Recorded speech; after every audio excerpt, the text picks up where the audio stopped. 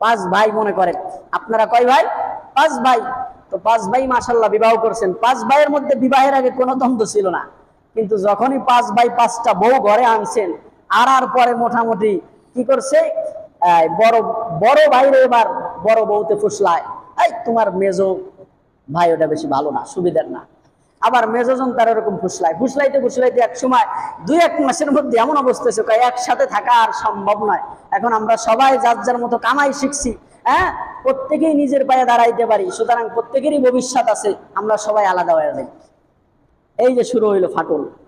এরপরে বাস কিছুদিন পরে আলাদা হওয়ার পরে এবার কি করে, লাইগা থাকে, এক বউ আর এক বউর পিছনে লাগে, এক ভাই আর একবার পিছনে লাইগা।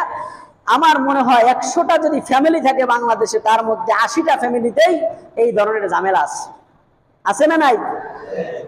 এগুলো কি পুরুষের কারণে? আপনি আজও বুকে হাত দিয়ে বলতে পারবেন